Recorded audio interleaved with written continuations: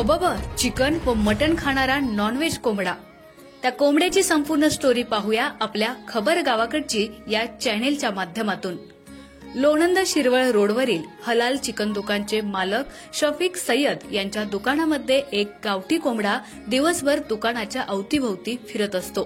त्या कोंबड्याची विशेष गोष्ट म्हणजे तो फक्त मटण किंवा चिकनच खातो, असा त्याचा दिनक्रम सुरू असतो। त्याला पाहण्यासाठी पंचक्रोशीतील ग्रामस्थ गर्दी करत आहेत।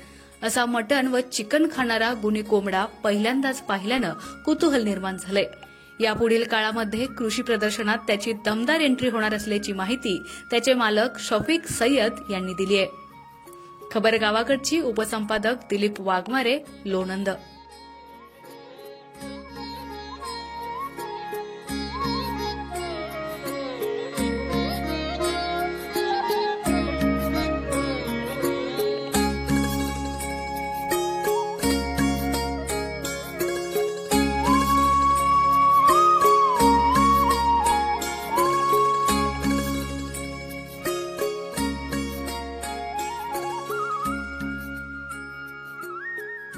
लोणंद हलाल चिकन शॉप मायापाशी एक कोंबडा आहे।